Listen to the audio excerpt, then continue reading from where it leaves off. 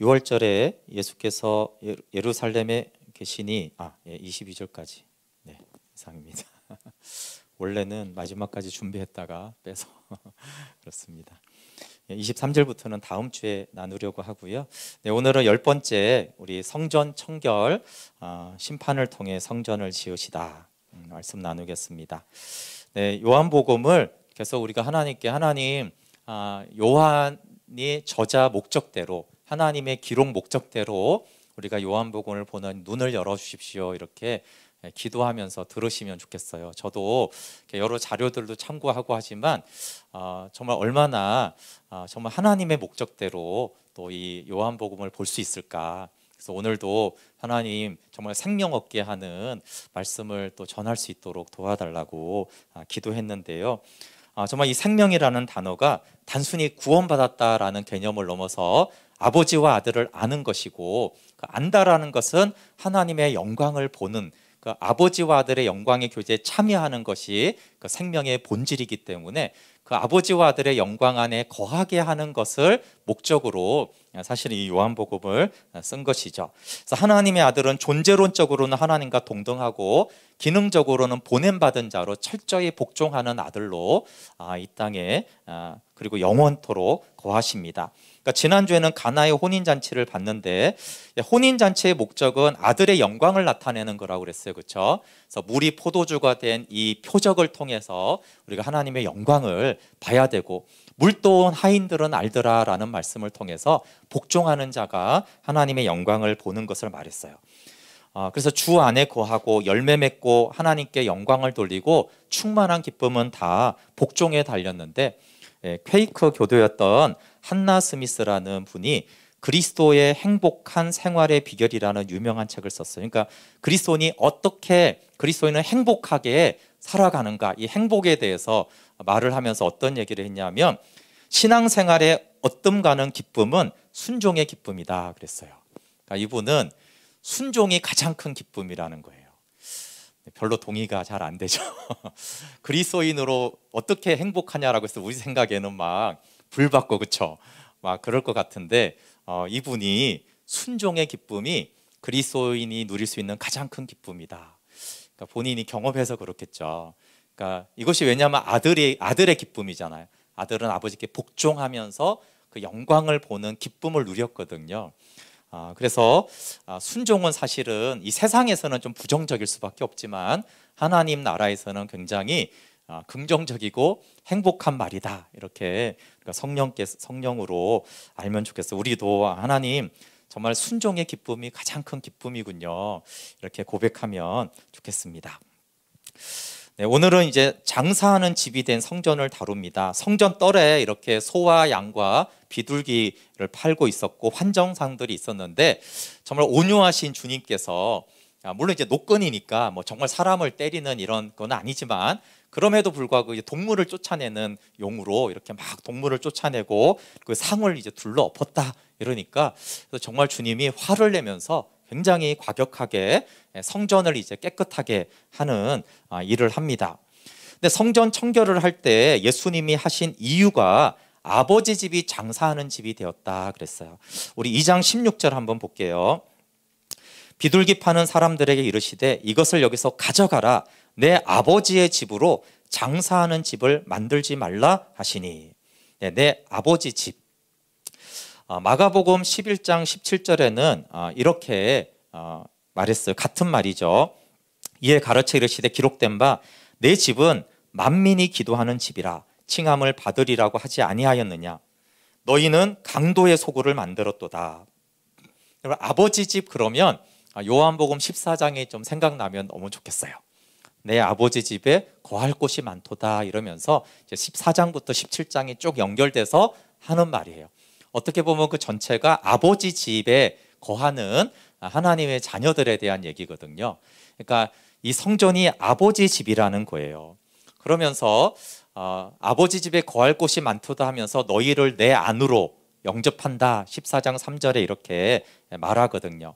그러니까 지금 성전은 예수님 안에서 하나님과 교제하는 곳, 아버지와 교제하는 아버지의 영광을 보는 것이라고 했고, 또 만민이 기도하는 집이니까 복음을 전하여서 함께 아버지의 영광을 보는, 아버지와 영생의 사귐을 누리는 곳이 성전이다라고 말씀하셨어요. 그런데 장사하는 집으로 너희가 만들었다.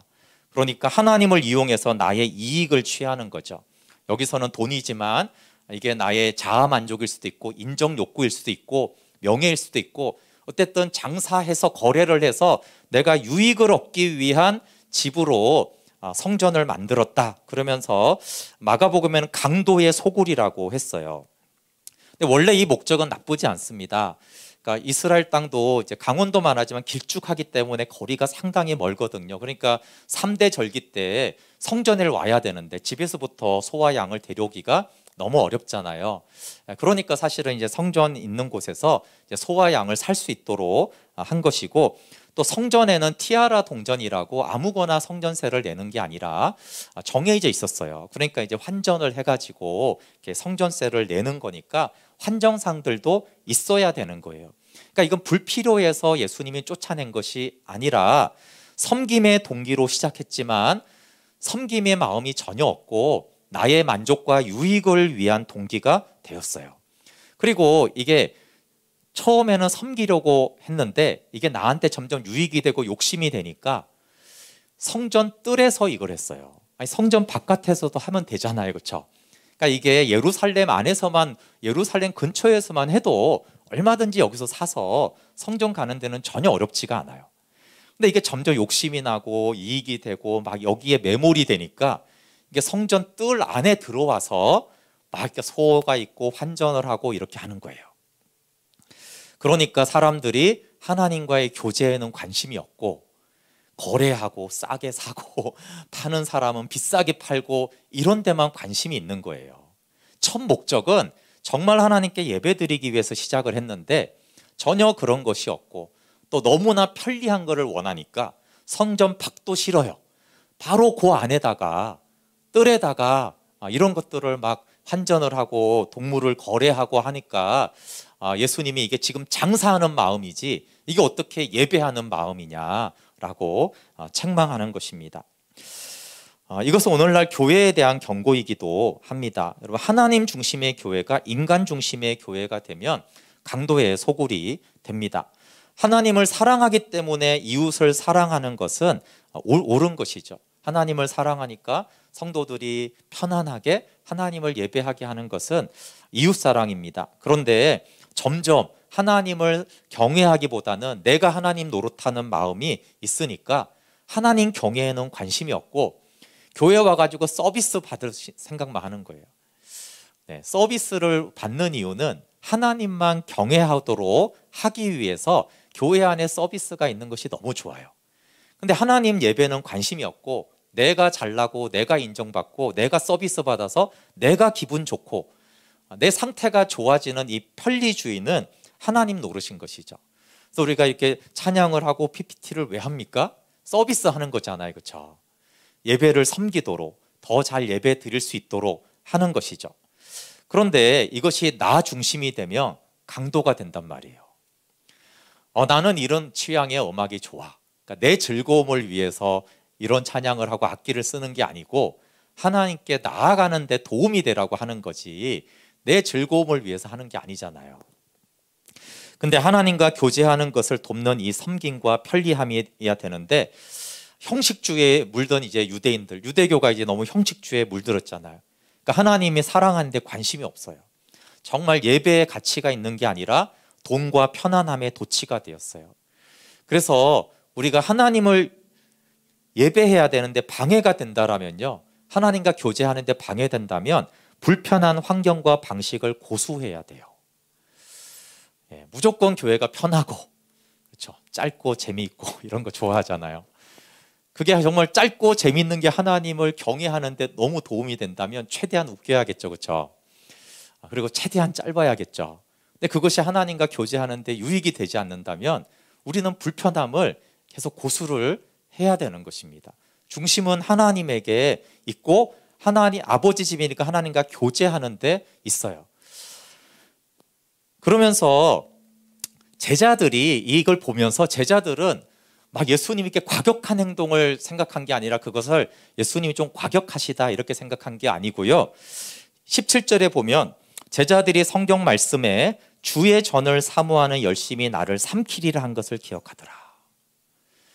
예, 이건 여러분 이제 이 본문을 읽었을 때 어떤 인상이 처음 딱 들었어요? 예수님 이거 너무 심하신 거 아니야?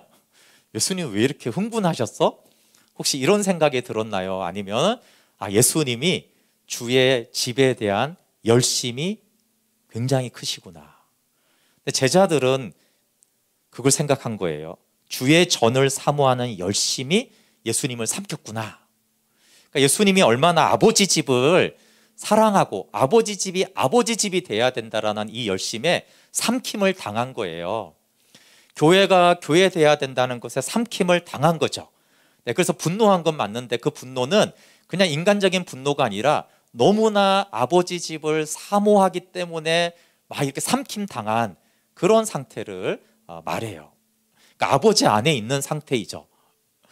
그래서 우리도 비복음을 제거하고 생명으로 교제하는 아버지 집이 되게 하는 데 있어서는 이러한 열심이 필요한 것이죠. 아버지 집을 위해서 고난받는 열심이 있어야 됩니다. 지난주에 교회에 대해서 얘기하면서 바울을 얘기했지만 바울이 내가 너희를 위하여 받는 괴로움을 기뻐하고 그리스도의 남은 고난을 몸된 교회를 위해서 내 몸에 채운다고 그랬어요. 근데 여기서 너희를 위해서는 뭘까요? 너희를 위해서라고 했을 때 목적이 뭔가요? 그냥 잘 되고 축복받고 이런 거 편리한 거 아니잖아요.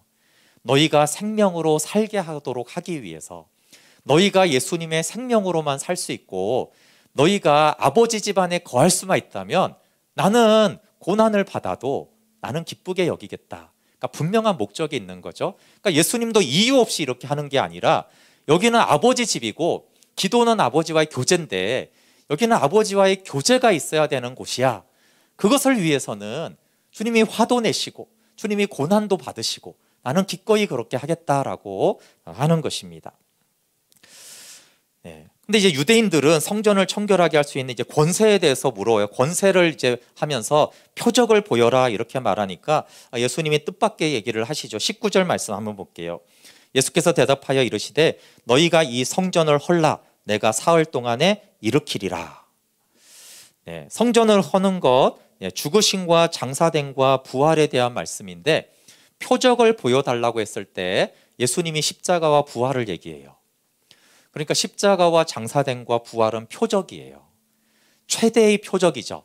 그러니까 물이 포도주가 된 것도 표적이고 죽은 나사로가 살아나는 것도 표적인데 가장 놀라운 표적은 예수님이 십자가에 죽으시고 부활한 것이 가장 큰 표적이에요. 그러니까 이 표적을 얘기하십니다. 그러니까 표적은 항상 영광을 나타내거든요. 가나의 혼인잔치에서도.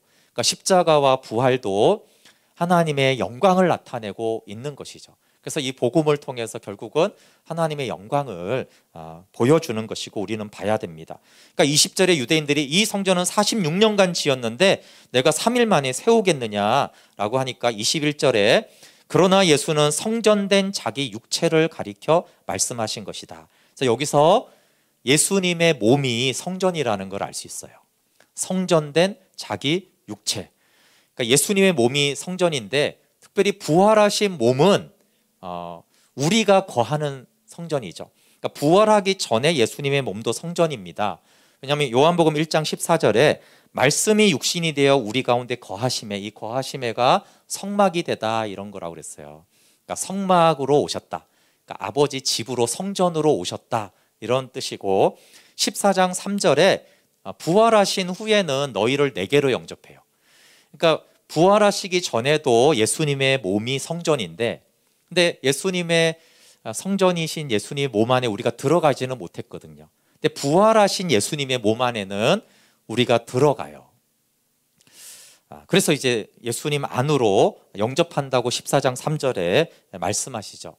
그러니까 예수님 안에 거하는 것이 그 예수님이 성전이기 때문에 우리가 성전이신 예수님의 몸 안에 들어가는 거예요.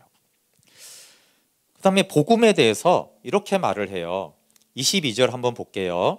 죽은 자 가운데서 살아나신 후에야 제자들이 이 말씀하신 것을 기억하고 성경과 예수께서 하신 말씀을 믿었더라. 그러니까 이 십자가와 부활이 제자들에게 어떤 깨달음을 주었는지를 말하는데, 첫 번째는 이 성전된 예수님의 몸을 깨달았어요. 예수님의 몸이 성전이고, 전에는 이 보이는 건물 성전에서 예배를 드렸는데 이제는 예수님의 몸 안에서 우리가 예배하는구나. 그러니까 예수님의 몸 안에서, 성전된 몸 안에서 우리가 하나님을 예배하는구나, 만나는구나, 이것을 깨달았고요. 근데 두 번째는 더 확장해서 성경과 예수께서 하신 말씀을 믿었대요. 그러니까 여기서 구약 성경이죠. 그러니까 십자가와 부활이 제자들에게 구약 성경을 믿게 했어요. 그리고 예수님이 하신 말씀을 믿게 했다라고 말씀하세요.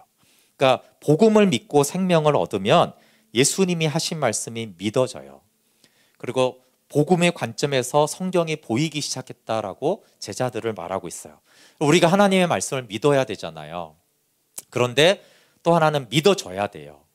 근데 이 십자가와 부활은 믿어지는 은혜를 준다라는 거예요. 그래서 우리가 계속 복음을 알 때 믿어지는 거죠. 두 가지 다 필요하죠. 우리가 믿어야 되고, 그러나 믿어지는 은혜는 십자가와 부활을 우리가 계속 알아갈 때 믿어지는 거죠, 성경이. 오늘 말씀의 핵심인 성전을 짓는 방법은 예수님의 죽으심과 장사됨과 부활이에요. 그래서 성전은 예수님의 몸인데, 특별히 부활하신 예수님의 몸인데, 그러니까 14장 3절 말씀대로 이 성전에 우리가 거하게 됐어요. 그러니까 같은 말은 아들 안에 우리가 거하게 된 거예요. 아들의 몸은 성전이기 때문에 우리가 성전 안에 거하게 된 것입니다. 그래서 이 성전에서 아버지를 만나고 아버지의 영광을 보는 것이에요. 그것은 장사하는 목적이 아니라 우리가 복종하고 사랑할 때 아버지의 영광을 보게 됩니다. 그래서 그러면 이제 예수님이 이제 성전이잖아요. 그런데 이제 두 번째 성전이 교회거든요. 교회가 성전인데, 고린도전서 3장 16절 17절에 너희는, 여기 교회를 공동체를 말해요. 너희가 하나님의 성전인 것과 하나님의 성령이 너희 안에 계시는 것을 알지 못하느냐. 누구든지 하나님의 성전을 더럽히면 하나님이 그 사람을 멸하시리라. 하나님의 성전은 거룩하니 너희도 거룩하다. 근데 이 공동체, 교회 성전은 어떻게 지어졌을까요? 그것은 그리스도와 함께 십자가에 못 박히고 장사된 성도들의 공동체로 지어진 거예요. 그러니까 예수님이 내가 죽고 부활함으로 성전을 세우겠다라고 한 것처럼 교회도 예수님과 함께 죽고 부활한 사람들로만 하나님의 성전이 되는 거죠. 그러니까 그냥 사람들이 모인 곳이 아니라 예수님과 똑같은 방식으로 예수님과 함께 죽고 부활한 사람들의 공동체가 성전입니다. 그래서 교회는 그리스도의 몸이라고 그랬어요. 골로새서 1장 18절에 그는 몸인 교회의 머리라. 1장 24절에 그의 몸된 교회를 위하여 내 육체에 채운다 이랬어요. 근데 여기 공통점이 있어요, 여러분. 예수님의 몸이 성전이라고 그랬잖아요. 그 교회는 뭐라고요? 예수님의 몸. 자, 예수님의 부활한 몸이 성전이고 교회는 예수님의 몸이에요. 그러니까 이 몸은 다 성전이에요. 예수님의 몸이 성전이고 예수님의 몸된 교회도 성전이죠. 같다는 게 신기하지 않습니까? 몸이 성전이에요. 몸이. 그러니까 하늘에 있는 예수님의 부활하신 몸이 성전이고 땅에 있는 예수님의 몸된 교회가 성전이에요. 그러니까 교회가 교회될 때 어떻게 되냐 하면 교회 안에 거하는 것이 예수님 안에 거하는 것이 돼요. 그래서 교회가 예수님의 몸이 되는 게 얼마나 중요하냐면 교회가 교회돼서 예수님의 몸이 되잖아요. 그럼 교회 안에 있는 게 예수님 안에 있는 거예요. 몸된 교회 안에 있는 것이 부활하신 예수님의 몸 안에 거하는 것이거든요. 그래서 교회가 교회되는 게 너무 중요해요. 교회가 교회되지 못하면 교회 들어와도 우리는 주님 안에 없으니까 정말 우리의 그 복음을 통해서 나 혼자 각계 전투로 저 하늘에 있는 예수님의 몸 안으로 들어가야 되는데, 근데 교회가 이제 몸이 될 때는 교회에 속한 모든 사람들이 내가 성전에서 아버지 집에 있구나, 이것들을 이제 경험하고 그 교회 안에 있는 모든 사람들이 하나님의 영광을 보는 것이죠. 그래서 바울은 그런 교회를 세우고 싶어서, 몸된 교회를 세우고 싶어서 내가 이렇게 기쁨으로 이 일을 감당한다라고 했어요. 그러니까 근데 그 상태는 요한일서 1장 1절부터 4절에 나와요. 여기에 우리의 사귐은 아버지와 아들과의 사귐이라고 했잖아요. 여기 우리는 교회를 말한단 말이에요. 그러니까 교회 안에서 이렇게 사귀는 게 곧 아버지와 아들 안에 사귀는 거야. 그러니까 교회가 교회될 때, 몸된 교회가 될 때는 교회 안에서의 사귐이 아버지와 아들 안의 사귐이에요. 네, 그러니까 사탄은 어떻게든지 몸된 교회가 아니라 세상적인 조직체로서의 교회를 만들고 아버지와 아들은 없는 교회. 근데 성령님은 당연히 아버지와 아들 안에 있는 그 몸된 교회를 세워 가십니다. 그래서 여기에 3장 17절에 하나님의 성전을 더럽히면 하나님이 그 사람을 멸한다고 그랬어요. 그러니까 이 몸된 교회, 하나님의 아버지 지배해야 되는 이 교회를 자꾸 장사하고 강도의 소굴로 만들면 그 사람을 멸하겠다는 거예요. 그러니까 단순히 이렇게 조직에 대해서 그런 거라면 아니 하나님이 왜 멸해요? 근데 하나님의 몸, 그리고 교회는 예수님의 몸이고 성전이어야 되기 때문에 그 성전을 성전되지 못하게 하는 것에 대해서 내가 그 사람을 심판하여 진멸하겠다라는 것은 똑같은 말이에요. 지금 이 요한복음 2장에 예수님이 이 성전을 뒤엎으시며 막 이렇게 하듯이 지금 이 교회 성전을 너희가 더럽히면, 교회 되지 못하게 하면, 몸된 교회가 자꾸 되는데 방해를 하면 내가 그 사람을 멸하겠다. 왜냐하면 이게 아버지 안에, 아버지 집안에 거하는 방편으로 교회를 줬는데 지금 강도의 소굴로 만들기 때문에 경고와 심판이 여기에 덧붙여져 있어요. 그래서 교회를 교회되게 하는 데는 엄청난 하나님의 영광이 그 사람에게 주어지고, 교회를 자꾸 하나님의 아버지 집이 되지 못하게, 몸된 교회가 되지 못하게 할 때는 심판이 있다라고 말씀하세요. 세 번째 성전이 있죠. 이거는 개인을 말합니다. 개인. 고린도전서 6장 19절에 너희 몸이니까 각 개인이죠. 너희 몸은 너희가 하나님께로부터 받은 바 너희 가운데 계신 성령의 전인 줄을 알지 못하느냐. 너희는 너희 자신의 것이 아니라. 그래서 우리 각 성도의 몸이 교회예요. 성도는 몸된 교회의 지체잖아요. 그러니까 예수님의 몸의 지체죠. 그러니까 지체도 성전이에요. 그래서 내 안에 성령님이 거하기 때문에 우리 각 사람이 성전인 것이죠. 그래서 내 안에 예수님이 계시는 걸 아는 것, 그게 이제 생명 있는 걸 아는 거잖아요. 그럴 때 우리의 삶이 달라지기 시작합니다. 근데 이 세 가지 성전을 보시면 연결이 돼 있어요. 머리 대신 예수님의 몸과 몸된 교회와 지체된 몸이 다 하나잖아요. 그래서 이 세 가지 성전이 다 사실은 머리 대신 예수님, 몸된 교회, 지체된 성도로 연결되어 있는데, 아까 말한 대로 이 성전이 어떻게 지어지는가, 그러니까 우리가 개별적으로 그럼 내 몸된 성전, 내 안의 성전은 어떻게 지어지는가라고 했을 때 그리스도와 똑같은 방식으로 성전이 지어집니다. 예수님이 내 몸을 헐라, 그럼 내가 성전을 짓겠다 그랬잖아요. 똑같이 우리의 몸된 성전도 똑같이 그리스도와 함께 무덤에 장사되어 그와 함께 일으킴을 받음으로 성전이 됩니다. 그래서 그리스도는 3일 동안 무덤에서 성전을 짓겠다라고 했잖아요. 그러니까 우리가 이 장사복음이 왜 중요하냐 하면, 내가 성전은 성전인데 내 안에 예수님은 계시는데 정말 예수님이 내 안에 생명되고 주인이 되고 성전이 되는 것은 장사복음을 통해서 실현이 되기 때문에 그래요. 그래서 공의의 심판은 옛사람으로 살아온 모든 삶을 종결시키기 위해서 우리를 심판하시는데, 옛사람의 삶을 무너뜨리고 우리 안에 의가 세워지는 건 성전이 세워지는 것과 같아요. 그래서 우리 안에 옛사람으로 살던 그 옛 성전, 모래 위에 지은 집은 무너뜨리고 다시 의를 기초로 하나님이 거하시는 성전을 지으시는 시간이 무덤에 거하는 시간이에요.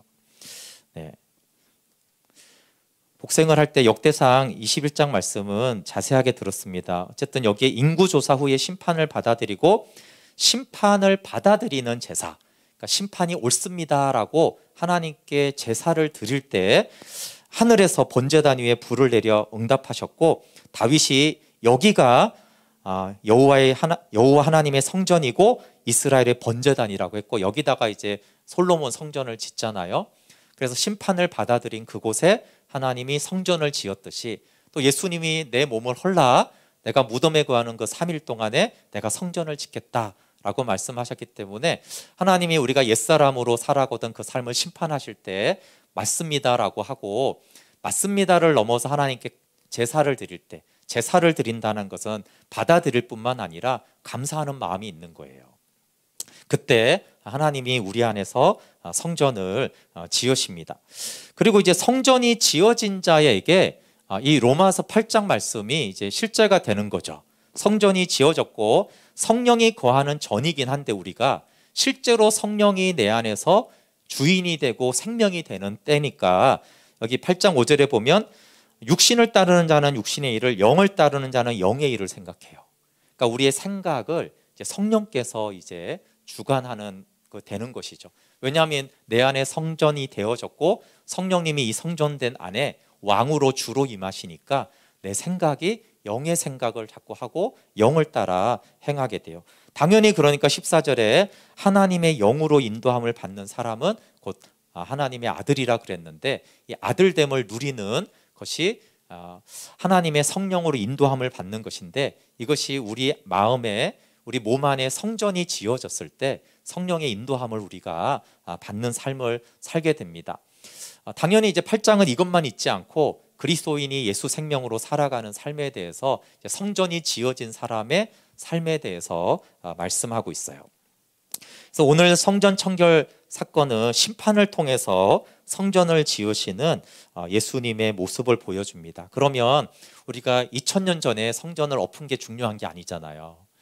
우리에게 무슨 말씀을 하는 거예요? 이제 성전이 세 가지인데 예수님의 몸내인 성전은 완전하니까 거기는 문제가 없어요.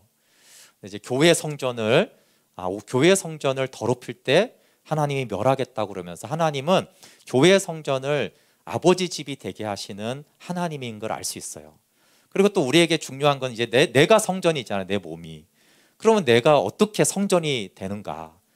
그리고 내 성전이 내가 성령님이 가는 성전인데 근데 이게 똑같이 세속화되고 장사하는 신앙이 되고 하나님 예배보다는 하나님을 이용해서 편리주의와 형식주의에 빠지면 어떻게 하신다고요?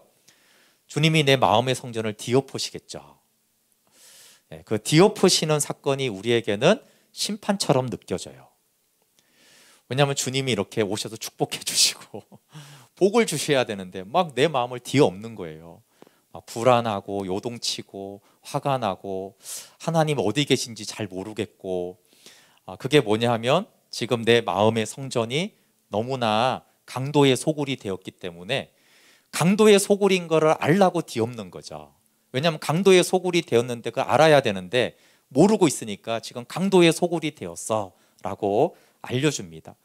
근데 이제 반대편에서 봤을 때는 예수님 왜 저럴까 이런 생각이 이제 들듯이 우리 입장에서 하나님 왜 이러시지 나한테? 왜 내가 이래? 내가 하나님의 자녀인데. 근데 오히려 하나님의 성전이기 때문에 와서 뒤엎으시는 거죠. 자기 주장 의지를 제거하고 뒤엎으십니다. 그 말은 너의 마음은 하나님의 성전이고 기도하는 집인데 지금 너의 몸이 성전인데 지금 성전이냐?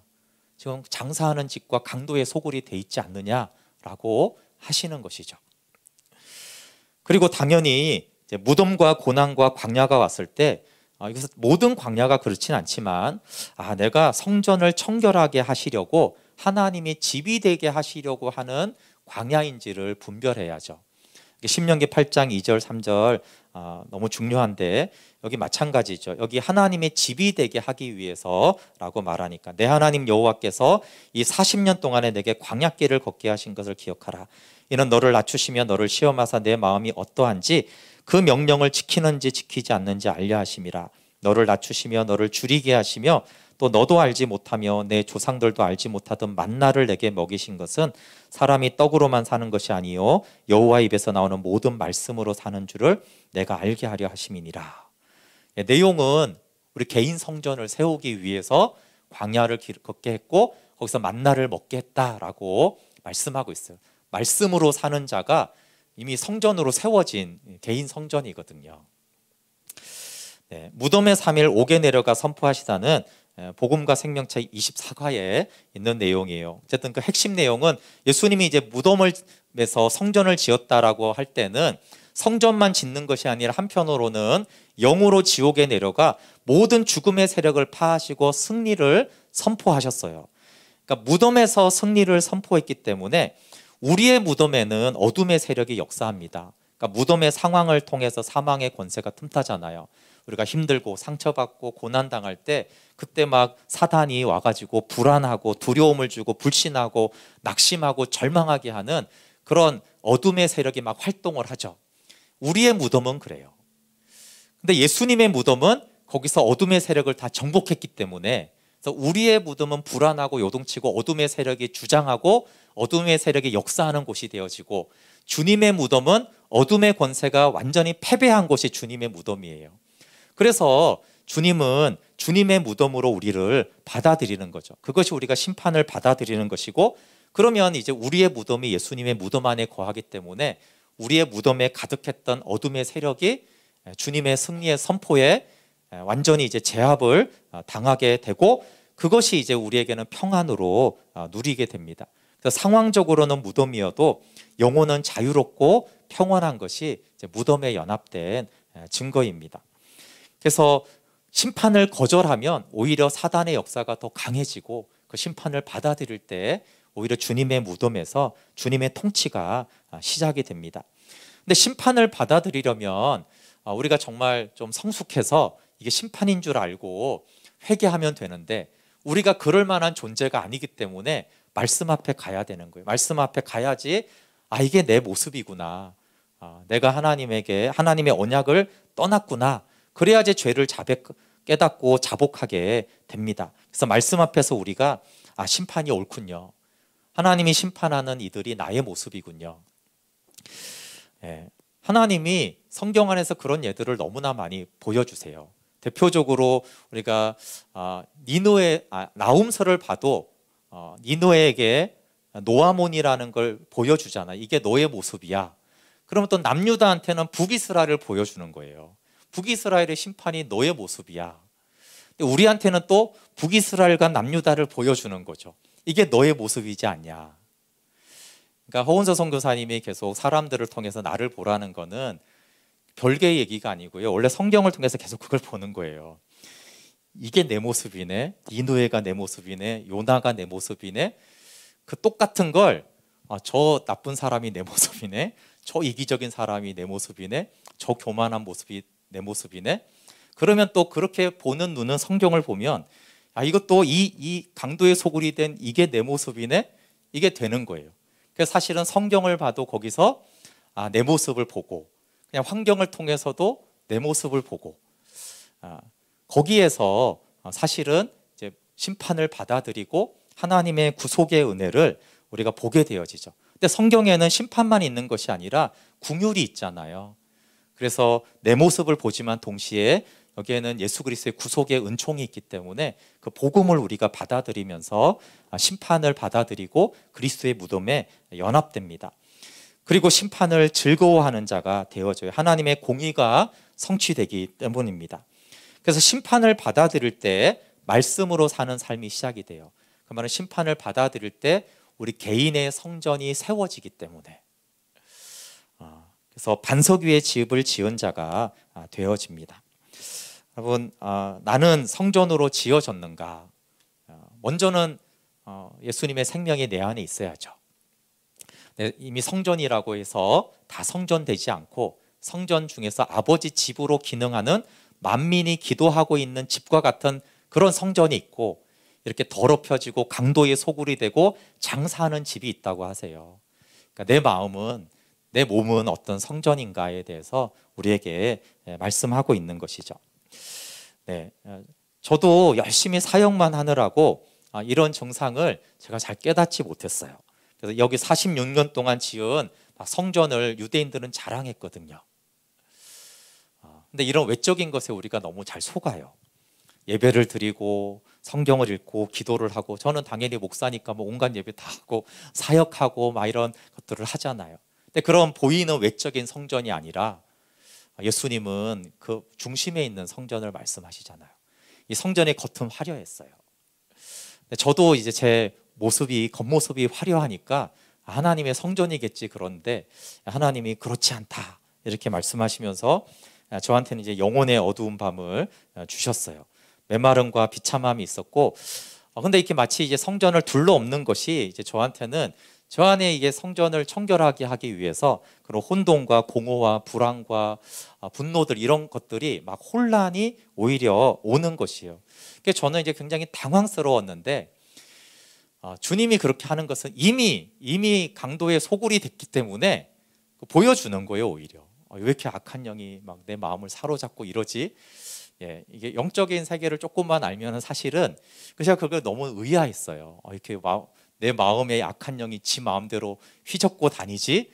라고 했는데 그건 이제 새로운 게 아니고 주님은 이미 그렇게 됐어. 그래서 내가 허용한 거야. 이미 너무 더럽혀졌기 때문에 그냥 악한 것들이 내 마음을 드나들도록 허락한 것이죠. 그래서 증상을 그냥 확인하게 하시려는 거지, 정말 주님의 성전인 성령님이 충만한 곳에 주님이 그렇게 하시지 않거든요. 그래서 내 마음이 뭔가 무너지고 불안이 오고 혼란이 올 때 그리고 오히려 하나님이 허락했을 가능성이 높아요. 왜냐하면 정말 하나님을 사랑하고 하나님이 거하시는 성전 되지 못하는 마음이기 때문에 돌이키라고, 깨달으라고, 깨닫지 못하면 영원히 깨끗하게 못할 거 아니에요. 주님이 이렇게 안 엎었으면 유대인들이 어떻게 아냐고요. 제자들이 어떻게 알아요? 제자들도 주님 이 성전 보세요 이랬잖아요. 그러니까 제자들이 영원히 그 보이는 성전, 이미 강도의 소굴이 가득한데 그게 성전이라고 알까 봐 이렇게 둘러 엎으시는 것이죠. 물론 심판의 복음은 우리에게는 어렵지만 큰 은혜가 있습니다. 그것은 성전된 주님의 몸이 먼저 무너졌다라는 거예요. 이게 큰 은혜죠. 주님의 몸은 강도의 소굴이 아니에요. 그런데 주님의 몸은 허물어졌어요. 너희가 헐라고 그랬잖아요. 그러니까 얼마나 큰 은혜예요. 우리가 허물어져야 되기 때문에 우리는 이미 강도의 소굴이 돼서 무너져야 될 집인데, 모래 위의 집이니까. 주님은 완전한 영광이 거하는 성전인데도 불구하고 주님이 무너지셨어요. 무덤에 들어가셨죠. 무덤에 들어갈 이유가 없잖아요. 근데 그게 은혜인 것이죠. 그리고 나는 나의 죄로 인해서 무덤에 들어왔지만 주님은 왜 무덤에 나와 함께 거하시는가? 정말 나를 향한 긍휼과 사랑 때문에 무덤에 함께 거하시는 것이고, 내가 정복당할 그 어둠의 세력을 싸워 이기게 하시려고 무덤에 거했으니까 나만의 무덤이라면 정말 비극이죠. 주님 왜 이러십니까? 라고 할 수 있지만 주님의 무덤으로 초대하는 것, 완전한 하나님의 성전이 무너지셔서 나와 함께 성전을 지으시려고 주님이 나와 함께 내 안에 성전을 짓기 위해서 그 완전하신 성전이 무너지는 그 십자가의 죽음을 당하셨습니다. 그래서 장사복음은 복음, 기쁜 소식인 것이죠. 상황이 기쁜 게 아니라 주님이 내 성전을 짓기 위해서 주님이 무덤에 거하셨으니 우리에게는 기쁜 소식이고 감사한 소식입니다. 그리고 외로움은 주님의 성전에 연합되지 않으면 너무 고통스럽고 외롭잖아요. 주님이 거기서도 함께 하시는 그 은혜로 오히려 헐어지는 이 사건을 통해서 오히려 성전이 세워지는 은혜를 우리가 함께 누리면 좋겠습니다. 함께